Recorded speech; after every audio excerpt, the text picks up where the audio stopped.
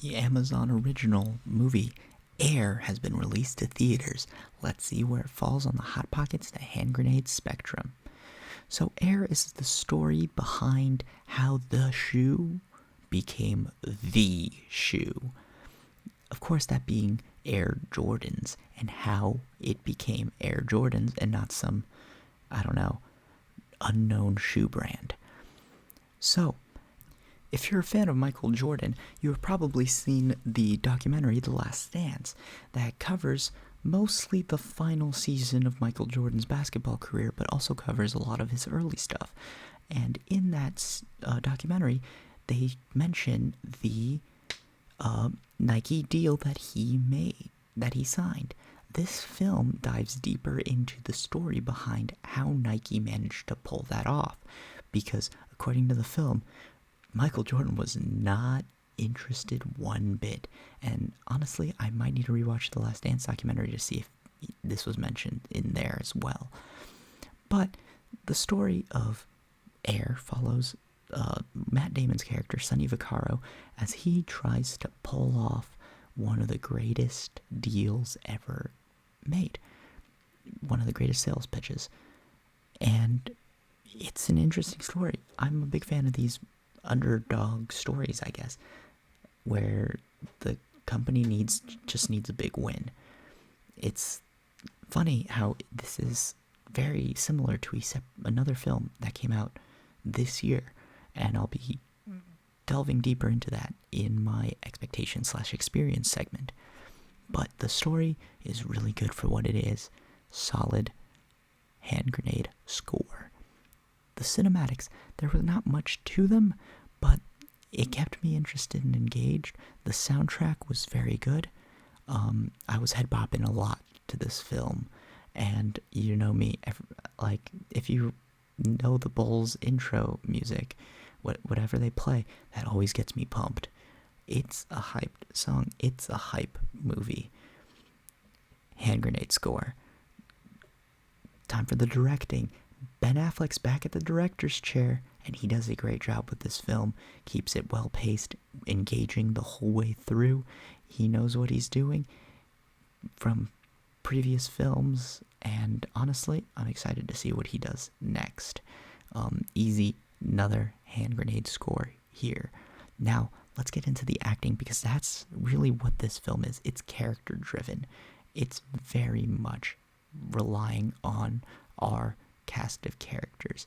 Matt Damon does a fantastic job. Viola Davis does an even better job. And Chris Tucker is hilarious, just period. And he does a great job in this film. Jason Bateman, great job. Ben Affleck, who also stars in this film, he's pretty funny in this film. And one of my favorite parts of what they do with this film is they don't utilize the character of Michael Jordan as much as you would think. And honestly, I think that helps the film out, as they create a even larger myth of the character of Michael Jordan, as he is some mythical figure that you can't talk to directly. You have to speak through other parties. And I think that's so cool. And it's even better when you think about the fact that he was probably more mythical in real life than he was in this film.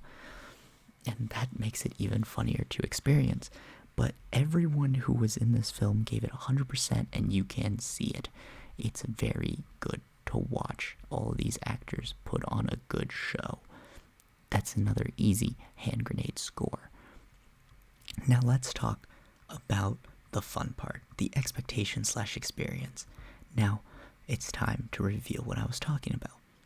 This film reminds me a lot of the Tetris movie, in how both main protagonists bet their entire future careers on this one project doing well.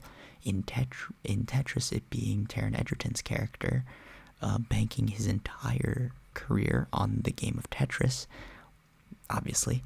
And in Air, it's about Matt Damon's character placing his entire career on the backs of Michael Jordan's signature and signing with Nike.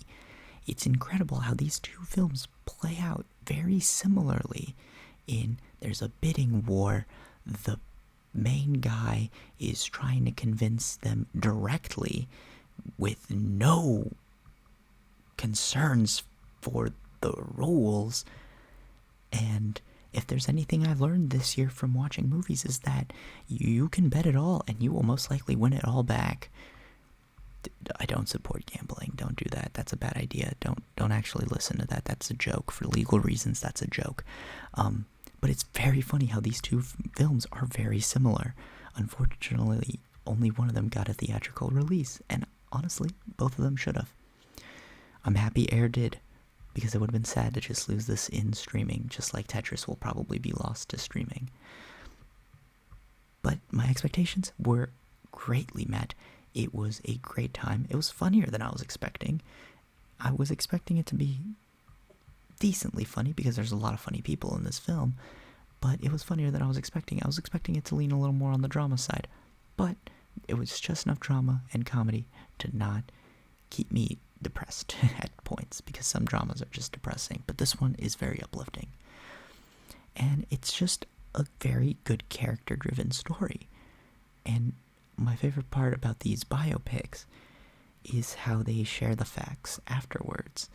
And yeah, it was hilarious to see in the final shots and Ben Affleck's character going, "Oh, how many could we possibly sell?"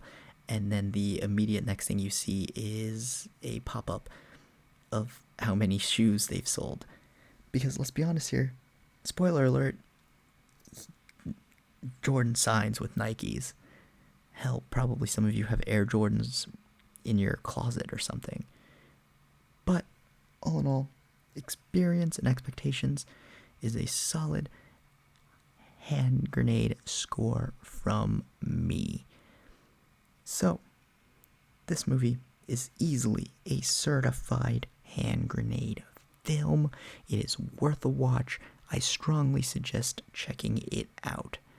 This is a movie that I'll probably rewatch after, like, I'll either watch this and then the Last Dance documentary every once in a while, or the Last Dance and then this film, because it is just that, like, it's very good to turn on and sit down and watch every once in a while. It's just a great time. Well, be sure to like, subscribe, comment down below if you've seen this movie, or if you actually own a pair of Jordans. Go for it. But with that, I'll leave you guys to it.